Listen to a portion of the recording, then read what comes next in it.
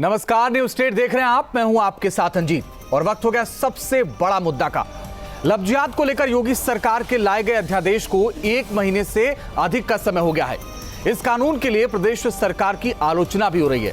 Retired bureaucrats के एक समूह ने सरकार को पत्र लिखकर कहा कि लफ्जियात के खिलाफ कानून लाने के बाद से उत्तर प्रदेश नफरत, विभाजन और कट्टरता की राजनीति का केंद्र बन गया है। यूपी सरकार को 104 पूर्व आईएएस अधिकारियों ने चिट्ठी लिखकर अध्यादेश की आलोचना की है। चिट्ठी लिखने वालों में पूर्व राष्ट्रीय सुरक्षा सलाहकार शिवशंकर मेनन, पूर्व विदेश सचिव निरुपमा राव, प्रधानमंत्री के पूर्व सलाहकार टीके नैयर भी शामिल हैं। ये वो नाम हैं जो मनमोहन सरकार में प्रमुख पदों पर काबिज रहे। सवाल है कि जब लफ्जियात जायज है तो नाम बदलकर धोखा देकर मोहब्बत की साजिश रचना क्या जायज है? और इसी को लेकर आज का हमारा सवाल भी है कि क्या नाम छिपाकर, धर्म छिपाकर शादी करना क्या ये जायज है? किसी को धोखा देना, हत्या कर देना क्या जायज है? क्योंकि उत्तर प्रदेश में कई हत्या के मामले ऐसे सामने आए जो लफ्जियात के आड़ में हुआ है। अब जब सरकार कानून लेकर के आई है, ऐसे में आखिर इतना विवाद क्यों हो रहा है? इसी पर चर्चा करेंगे, लेकिन पहले आपको एक रिपोर्ट दिखाते हैं।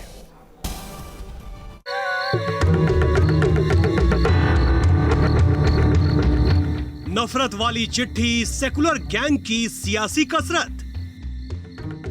रिटायर्ड ब्यूरोक्रेट्स के एक समूह ने योगी सरकार को पत्र लिखकर कहा है कि लव जिहाद के खिलाफ कानून लाने के बाद से उत्तर प्रदेश नफरत, विभाजन और कट्टरता की राजनीति का केंद्र बन गया है। 104 पूर्व अधिकारियों की इस चिट्ठी से सवाल उठने लगे हैं, क्या अवार्ड वापसी गैंग एक बार फिर से सक्रिय हो गया है? लव जिहादियों के लिए सेकुलर गैंग का लव लेटर। इस चिट्ठी पर नजर डालिए।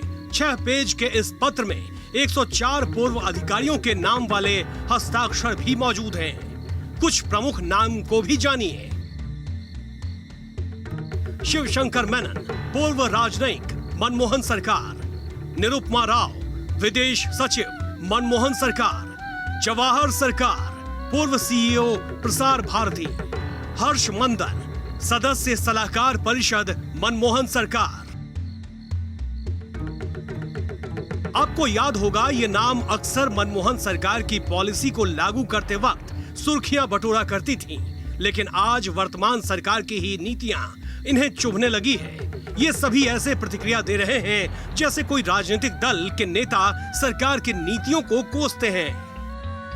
तो हालात है उत्तर प्रदेश के, जिस तरह आज आपस में भेदभाव तेजी के साथ सरकारी तंत्र और सरकार द्वारा फैलाने का पूरा कुचक्र रचा जा रहा है,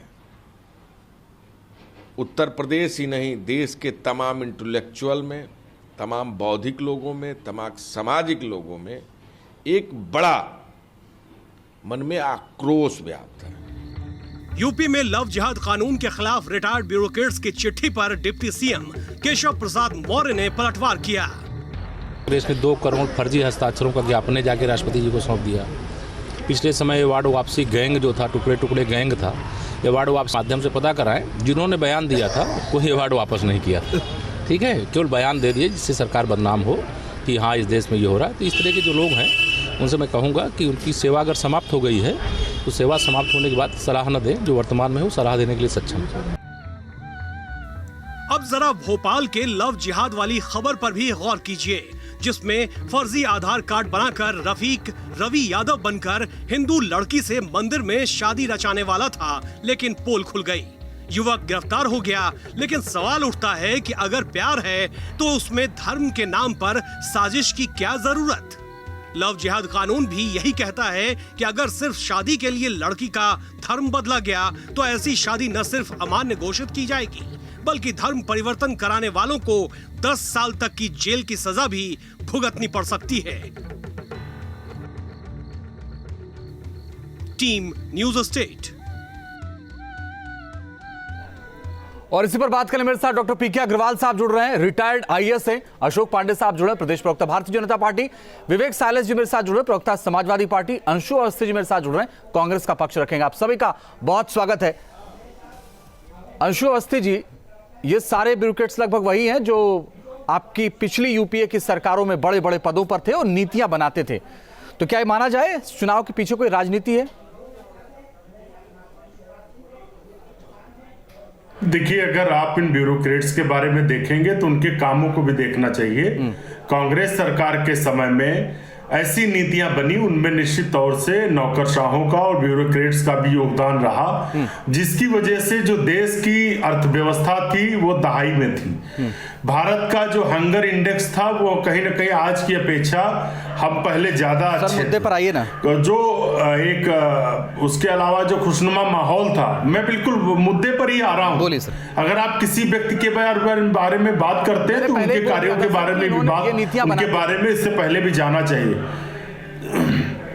जी बिल्कुल, इनकी नीतियों से देश आर्थिक रूप से, सामरिक रूप से और विदेश नीति के रूप में हमेशा सशक्त रहा। इस पर चर्चा आज अगर ये पत्र, लेकिन मैं जानना चाहता हूं क्या इस चिट्ठी के पीछे चुनाव है या राजनीति है? देखिए कोई भी ब्यूरोक्रेट चुनाव नहीं लड़ने जा रहा और कोई एक आधा ब्यूरोक्रेट नहीं है।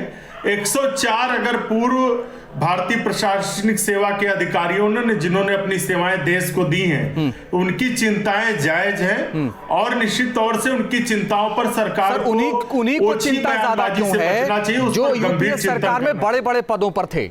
बाकी ब्यूरोक्रेट्स को क्यों नहीं चिंता है? भाई वो भी तो ब्यूरोक्रेट्स है ना उत्तर प्रदेश में जो ये नीतियां बना रहे हैं। भाई विधि विभाग में, गृह विभाग में क्या वो आईएएस नहीं है? क्या वो अधिकारी नहीं है? इन्हीं को चिंता ज्यादा हो रही है। बिल्कुल, मैं इसका जवाब दे देता हूं, सुन लीजिए। इससे पहले हाईकोर्ट के, इलाहाबाद के हाईकोर्ट बेंच ने टिप्पणी किया थी, क्या वो यूपीए गवर्नमेंट से उनका संबंध है? सुप्रीम कोर्ट ऑफ इंडिया के 4 जजों ने इस कानून को लेकर टिप्पणी की थी और नाराजगी जाहिर की थी। क्या वो यूपीए क्या नाराजगी जाहिर कर दी सर? बताइए ना, कौन सी टिप्पणी, कौन सी नाराजगी बताइए तो सही। पब्लिक प्लेटफॉर्म बताइए ना, क्या नाराजगी जाहिर की थी बताइए।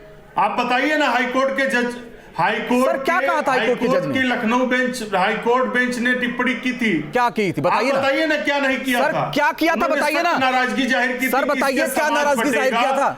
सर मैं आपसे जानना चाहता हूं, बताइए ना। आपने कहा ना नाराजगी और टिप्पणी, बताइए। थोड़ा कम बोलिए, सुन लीजिए, बोलना सुनना भी सीखिए। अरे अंशु अवस्थी, आपसे सवाल पूछ रहा हूं, भागने लगे इधर उधर। बताइए ना नाराजगी क्या थी, टिप्पणी क्या थी, बोलिए ना। अरे मैं भाग नहीं रहा हूं, मैं आपके सवाल का जवाब दे रहा हूं। बोलिए, आप रहे इधर उधर, दीजिए। आप सुनिए, हिम्मत है जवाब दीजिए, हिम्मत है जवाब दीजिए। हाईकोर्ट ने क्या नाराजगी थी, क्या टिप्पणी थी, जानना चाहता हूं। टिप्पणी की थी कि इस कानून के बनने से, इस कानून के बनने से जो प्रदेश में अराजकता फैलेगी, लोगों के जो मूल अधिकार हैं उनका कहीं ना कहीं हनन होगा। सरकार इस कानून, उसको लेकर सुप्रीम कोर्ट के जो 4 जज थे, जिसमें बी लोकुर भी शामिल थे, उन्होंने भी टिप्पणी की थी कि पहले से कानून है, उनका अनुपालन कराया जाना चाहिए। ये कानून सिर्फ अशोक पांडे सर, अराजकता फैलेगी, मुझे नहीं जानकारी है शब्द का इस्तेमाल माननीय अदालत ने किया था। आपको जानकारी हो तो सर मुबारक हो आपको। अशोक पांडे जी कुछ बोलना है, बोलिए। अशोक पांडे जी बोलिए। अंशु अवस्थी जी आप बात कर सकते हैं सीधे, अशोक पांडे जी बोलेंगे। जानकारी नहीं इसलिए आप देखिए, मैं कह रहा हूं ना सर, आपकी जानकारी को मैं दाद देता हूं, लेकिन मेरी जानकारी में नहीं अराजकता फैलेगी ऐसा कुछ कहा गया था माननीय अदालत की तरफ से। अशोक जी बोलिए। देखिए, आपको बताते हैं कि ये अलग बात, लोकतंत्र में किसी को अपनी बात चिट्ठी लिखने का हक है, लेकिन ये वही लोग हैं जो चिट्ठी लिखने वाले लोग हैं, अपना इनाम, अपना पुरस्कार वापस करने की घोषणा कहते हैं, ये कह के और सहिष्णुता बढ़ी है। ये वही लोग हैं जो भारत तेरे टुकड़े होंगे वाले लोग हैं। ये वही लोग हैं जो पार्लियामेंट जो आतंकी थे उनके लिए चिट्ठी लिखने का काम करते हैं।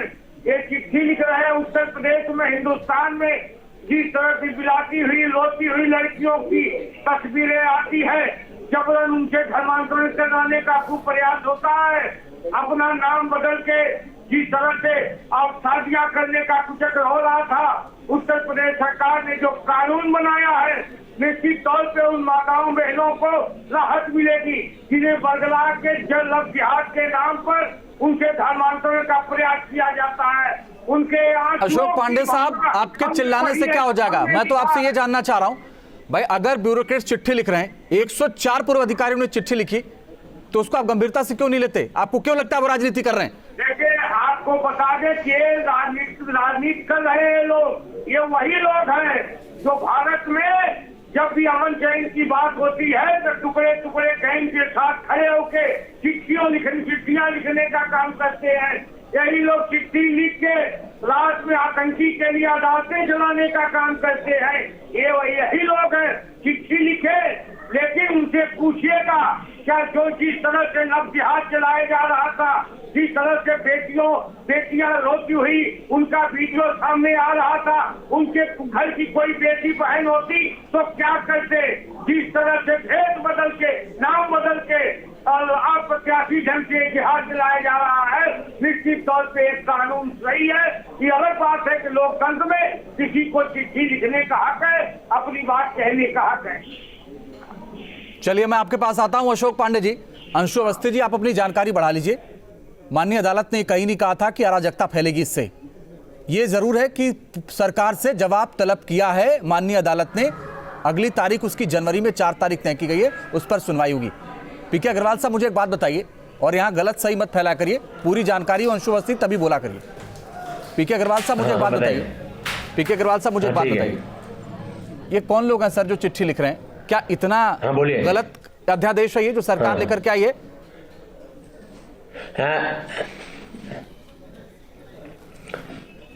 एक्चुअली वास्तव में जो लोग हैं वो बड़े उत्तरदायित्व से पूर्ण लोग हैं। वो किसी से जो व्यक्ति बोल रहा है उनसे ज्यादा देशभक्त हैं। उनका भी अपना विचार है। अगर उन्होंने कोई चिट्ठी लिखी है तो उसका गवर्नमेंट को जवाब देना चाहिए, उस पर विचार करना चाहिए। क्योंकि जो अध्यादेश लाया गया है उस पर पहले से पब्लिक डिबेट नहीं हुई। लेकिन जो भी अध्यादेश लाया गया है उसमें इतनी चिंता की विषय नहीं है, क्योंकि पहले से ही बहुत से प्रदेशों में इस प्रकार का अध्यादेश है, कानून है। जैसे अरुणाचल प्रदेश, उड़ीसा, मध्य प्रदेश, छत्तीसगढ़, गुजरात, हिमाचल प्रदेश, झारखंड, उत्तराखंड। तो ऐसा ही नहीं है कि उत्तर प्रदेश ने ये कानून या ऑर्डिनेंस लाए हैं। एक लॉ लाते, कानून लाते, लेकिन जो जहां तक इसका सवाल है कि बेटियों से बरगला कर ऐसा व्यवहार किया जाता है वो बिल्कुल गलत है। और उसके लिए किंतु क्या होता है उत्तर प्रदेश में कि पुलिस बढ़ चढ़ कर कार्रवाई करती है। जैसे कि आपने मुरादाबाद और बरेली का केस देखा, दोनों मामले जो आए हैं उसमें स्पष्ट हो गया कि पुलिस की जबरदस्ती है, हाई हैंडेडनेस है। तो अगर पुलिस ठीक कार्रवाई करे तो कोई एक्ट बुरा नहीं होता या ऑर्डिनेंस बुरा नहीं होता, उसका जो कार्यान्वयन है उसका ठीक तरह से सुनिश्चित होना चाहिए।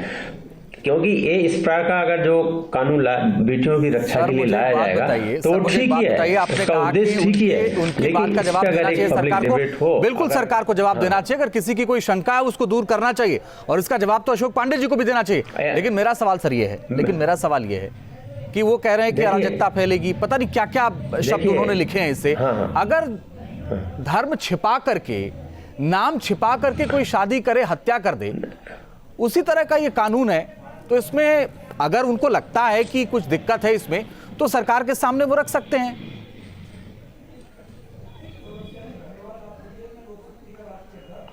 नहीं, बिल्कुल रख सकते हैं। और ऐसा मैंने भी इसको न्याय संगत बताया है कि अगर कोई छुपा कर ऐसा करता है तो, और पहले से ही ये इंडियन पेनल कोड था, उसमें कार्रवाई हो रही थी। लेकिन अभी धर्मांतरण के नाम पे जो अध्यादेश आया जिस पर ही कार्रवाई पुलिस ने की है, 2-3 मामले सामने आए हैं, वो इस प्रकार का ही केस हो रहा है। जैसे कि डाउरी प्रोहिबिशन, उसमें एक्ट में जबरदस्ती होती थी। आपने देखा जो दहेज के मामले आए हैं उसमें एक स्टेटिस्टिक्स आई है कि 92% केस चलिए मैं आपके पास आता हूं, तो हमें सुनिश्चित करना चाहिए सरकार जी हमारे साथ जुड़े हुए हैं। विवेक साले साहब समाजवादी पार्टी का पक्ष रखेंगे। विवेक जी, आप जो चिट्ठी लिखी है तमाम ब्यूरोक्रेट्स ने, और इसको लेकर के आप क्या सोचते हैं? ओके सर, मैं आता हूं। विवेक जी बोलेंगे। विवेक जी बोलिए। जी बोलिए सर। जो चिट्ठी लिखी गई है सर सरकार को, इस कानून से बहुत अराजकता फैल जाएगी, इसको लेके आप क्या सोचते हैं? देखिए, किसने चिट्ठी लिखी, क्या लिखी, किसको लिखी, इससे समाजवादी पार्टी को कोई मतलब नहीं। समाजवादी, जहां तक भारतीय जनता पार्टी का सवाल है, कहीं ना कहीं जो मूलभूत मुद्दे हैं उससे भटकाने का दोबारा एक प्रयास कर रही भारतीय जनता पार्टी। क्योंकि भारतीय जनता पार्टी स्वास्थ्य सेवा पर बात नहीं करती है, विकास पे नहीं बात करती, कानून व्यवस्था पे बात नहीं करती है, ना ही रोजगार पे बात करती है, ना ही महिलाओं पे करती है। महिलाओं और बेटियों को बचाना जरूरी है, बिल्कुल हम इसमें वो नहीं करते हैं। भारतीय जनता पार्टी का ही नारा था बेटी बचाओ बेटी पढ़ाओ, लेकिन आज बेटियों पे किस तरह से बलात्कार हो रहा है और मृत्यु हो जाने के बाद पेट्रोल छिड़क के जला दिया जा रहा है, ये भारतीय जनता पार्टी की सरकार नहीं हो रहा और कहीं नहीं हो रहा। एसडीएम के सामने हत्याएं हो जा रही। तो हम जो मुद्दे लेकर आए हैं वो महंगी शिक्षा का मुद्दा है आज की डेट में, सुरक्षा का मुद्दा है, डेवलपमेंट का मुद्दा है, इंफ्रास्ट्रक्चर का मुद्दा है, आपका स्वास्थ्य सेवाओं का मुद्दा है। इस पे भारतीय जनता पार्टी क्यों नहीं बात करती है? बिल्कुल करना चाहिए। ये हेडलाइन मैनेजमेंट की सिवा और कुछ नहीं है। जैसे जो इन्वेस्टमेंट समिट में 3 लाख करोड़ ला रहे थे, उसका कुछ नहीं हुआ। विवेक जी, चूंकि हम आज बहस किसी और मामले पर कर रहे हैं और अन्य जब हम करते हैं अलग अलग मुद्दों पर बहस, तो समाजवादी पार्टी का कोई ना कोई प्रतिनिधि यहाँ रहता है, लेकिन आज हम जिस पे कर रहे हैं उसी पर हम बात करना चाहते हैं। विवेक जी, मुझे एक बात बताइए, अगर आप कह रहे हैं लॉ एंड ऑर्डर होना चाहिए, बेहतर होना चाहिए, बिल्कुल इसमें कहीं कोई दो राय नहीं है, क्या जो धर्म परिवर्तन का कानून आया ये लॉ एंड ऑर्डर को मेंटेन करता है या नहीं करता, या उसके पक्ष में है या नहीं है? देखिए, ये बात तो मैं मानता हूं, इसमें कहने में कोई गुरेज नहीं है कि अगर किसी को धोखा दे के आदमी कोई कुछ काम करता है तो कानून जो सजा देता है उसको तत्काल सजा होनी चाहिए और कड़ी कड़ी सजा होनी चाहिए। और इसका प्रावधान पहले से ही इंडियन पीनल कोड में बना हुआ है, ये कोई नई चीज नहीं है। अगर आप धोखा दे के फर्जी करके किसी की हत्या कर देते हैं, चाहे दहेज की बात हो, चाहे किसी से फर्जी अपना आईडी कार्ड जैसे आप बताया बदल के शादी करने के बाद उसका हत्या कर दी गई हो, तो इस तरह की अगर कोई साजिश करता है तो बिल्कुल उसमें तो पहले से कानून बना है, उसमें कौन सी नई बात जी, उस पर कड़ी से कड़ी कार्रवाई होनी चाहिए तत्काल। ओके, जो भी दोषी है उसको सलाखों के पीछे। ओके सर, मैं आपके पास आता हूं, फिर अंशु जी के पास जाऊंगा। लेकिन अशोक पांडे साहब, एक बात पीके अग्रवाल साहब भी कह रहे हैं भाई कि अगर किसी ने चिट्ठी लिखी है और 104 ब्यूरोक्रेट्स पूर्व अधिकारियों ने चिट्ठी लिखी, उस पर क्यों नहीं विचार करते आप? आपको क्यों लगता है वो राजनीति कर रहे हैं? में चिट्ठी लिखे हैं, उनका हक है लिखे, लेकिन ये इस तरह के लोग जिस तरह से लगातार चिट्ठियां लिखते रहे हैं, पुरस्कार वापस करते रहे हैं, किसी ने पुरस्कार वापस नहीं किया, सरकार को बदनाम करने का खूब प्रयास किया, ये दुर्भाग्यजनक है। अगर ये अध्यादेश में आता तो अराजकता बढ़ जाती, हमारी पार्टी का ये मानना है। अंशु जी कह रहे हैं इससे अराजकता बढ़ जाएगी। अंशु जी बताइए कैसे बढ़ जाएगी? अशोक पांडे साहब और अंशु जी को दिखाइए। अंशु जी से पूछिए, लव जिहाद सही है? नहीं, ये बात बताइए कि अशोक पांडे जी, लव जिहाद के बारे में हमने पहले ही कहा कि कौन कह रहा लव जिहाद सही है? जबरदस्ती किसी से भी शादी करना, धोखा देकर शादी करना, जबरदस्ती धर्म परिवर्तन कराना, ये तो सब पहले से ही गैर कानूनी है और इसको लेकर संविधान में पहले से प्रावधान है। जो संविधान, सवाल यही है कि जितने कानून हैं उनका अगर पालन सुनिश्चित हो जाए तो भविष्य में ऐसी कोई दिक्कत ही नहीं है। लेकिन सिर्फ भाजपा की सरकार असल मुद्दों पर ध्यान हटाना और उस पर राजनीति करने के लिए उनको अलग से कानून बनाना पड़ रहा। अगर आपकी अलग अलग सरकारें बना रही हैं तो केंद्र सरकार के राज्य मंत्री तो कह रहे हैं कि भारत में कोई ऐसी घटना ही नहीं हुई है। ये भारत के केंद्र सरकार के गृह राज्य मंत्री का बयान था। तो सवाल यह है कि केंद्र की बीजेपी सरकार कुछ अलग कहती है, राज्य के बीजेपी के नेता कुछ अलग कहते हैं। बोलिए अशोक पांडे जी, अब जवाब क्यों नहीं देते? असली मुद्दों पर बात होने लगे तो कहीं ना कहीं भ्रमित कर दो। सिर्फ जबरन धर्मांतरण अच्छी बात है क्या? रोती हुई बिलकती हुई बेटियों के वीडियो को आप देख रहे हैं अंशु भाई की नहीं, जिस तरह से छद्म नाम रख के उनसे शादी की जाती है और उसके बाद जबरी धर्मांतरण करके उनकी हत्या का प्रयास होता है। एक तो बढ़ रहा था मामला पूरे प्रदेश में, देश में चिंता का विषय था। एक अध्यादेश ला के हम लोगों ने उसे अंकुश लगाने का काम किया है। धर्मांतरण करने का खूब प्रयास हो रहा था। देखिए, आप याद करिए कि इससे पहले भी जो कानपुर में घटना हुई उसको लेकर एसआईटी का गठन हुआ और एसआईटी ने रिपोर्ट दी कि कोई ऐसी बात नहीं है। सवाल ये है कि जब पहले से कानून है, किसी को भी अच्छा नहीं लगता है कि जबरदस्ती धर्म परिवर्तन हो, जबरदस्ती शादी हो, बिना रजामंदी आपसी सहमत की शादी हो, तो आखिर जब पहले से कानून है, चर्चा उस पर हो रही है। आखिर उत्तर प्रदेश की सरकार ने ऐसा कानून बनाने की क्या आवश्यकता थी जिसकी कोई जरूरत नहीं है? पहले से संविधान में कानून है, डिबेट और विषय यही है। जी, मैं माफी के साथ आपको नहीं टोक रहा था बीच में। अशोक पांडे पता नहीं क्या समझा रहे हैं, मुझे समझ में नहीं आ रहा। लेकिन सर, कानून में थोड़ा सा अंतर है। थोड़ा सा अंतर ये है कि इसमें डीएम से आपको अनुमति लेनी पड़ेगी। आप तो पढ़ के आए होंगे, मुझे उम्मीद है। पहले कानून में ऐसा नहीं था कि डीएम से अनुमति लेके ही आपको धर्म परिवर्तन करना है, शादी करना है तो डीएम को बताना होगा। पहले था क्या ऐसा? देखिए, पहले 3 महीने का था कि 3 महीने के अंदर लेनी है, अभी उसको बढ़ाकर 6 महीने कर दिया गया है। पहले भी जिलाधिकारी एडीएम को नामित कर देता था, मैं आपको बता दूं जी। अब जिलाधिकारी हमेशा जिलाधिकारी को ही प्रेषित होता है, लेकिन जिलाधिकारी हर विषय पर किसी न किसी को नामित कर देता है। ओके। अपर जिलाधिकारी ऐसे मामलों को देखते हैं, और जब भी धर्म परिवर्तन की शादी का मामला होता तो अभी तक उसकी लिमिट 1 महीने थी, अब उसको उन्होंने 6 महीने कर दिया। पहले भी जिलाधिकारी था, अभी समय बढ़ाया है। विवेक जी, मुझे एक बात बताइए, विवेक जी, मुझे एक बात बताइए, आप लॉ एंड ऑर्डर की बात कर रहे थे, अशोक पांडे कह रहे हैं नहीं, लॉ एंड ऑर्डर तो बिल्कुल ठीक है उत्तर प्रदेश में, और इसी को बेहतर करने के लिए तो हम नए नए कानून भी बना रहे हैं।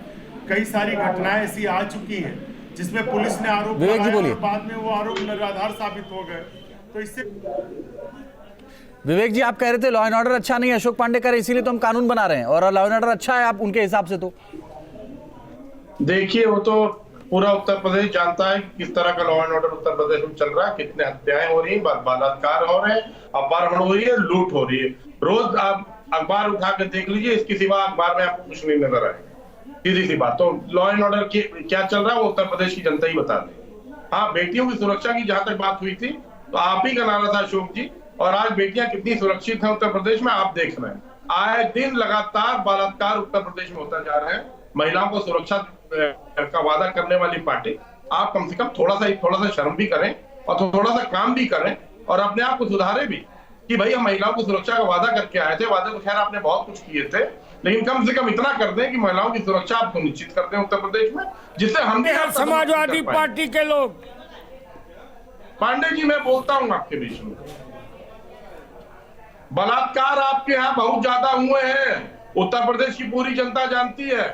हमारी परसेंटेज एनसीआरबी की रिपोर्ट उठा के देख लीजिए, आप क्या कितने बलात्कार हो रहे हैं, काउंटर करते हैं सरकार से कंपेयर कर लीजिए आप, तो आप उसकी मूर्ति लगाने लगते हैं। तुलना करिए। जब दुर्दांत अपराधी विकास दुबे का हम काउंटर किए तो आप परशुराम की मूर्ति लगाने लगे।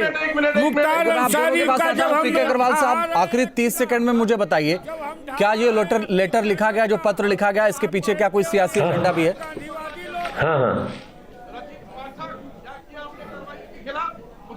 नहीं, इसके पीछे कोई सियासी एजेंडा नहीं है, क्योंकि ये ब्यूरोक्रेट्स कई नेशनल इश्यूज पे, स्टेट इश्यूज पे, इंपॉर्टेंट पे अपना लेटर लिखते हैं। प्रधानमंत्री को भी कई पत्र लिखे हैं, वो एक अच्छा उनका स्टेप है। तभी मैं नहीं हूं उनमें और ग्रुप में, लेकिन इस प्रकार की समय समय पर आपको विरोध में भी हम बोल सकते हैं। ऐसे पत्र लिखे जाते हैं, उन पर विचार करना चाहिए, और अच्छा एक विचार करने का एक इशू मिलता है। और उन्होंने जो लिखा है, ब्यूरोक्रेट्स जो सीनियर थे, बड़ा सोच समझ के लिखा है। उस चिट्ठी में जो आपको पढ़ना चाहिए और उसमें कोई विचार होना चाहिए, और उसमें जो आप उसको ग्रहण कर सकते हो ग्रहण करिए, बकाया आप ना करिए। आप सरकार, आप पावर में क्या है उसमें। बहुत बहुत शुक्रिया, बहुत बहुत शुक्रिया करने की क्या बात है हमारे साथ जुड़ने के लिए, उस चर्चा में शामिल होने के लिए। और इसी के साथ सबसे बड़ा मुद्दा में फिलहाल के लिए बस इतना है। रुक रहे कुछ ही पलों के लिए, आगे भी जारी है खबरों का सिलसिला।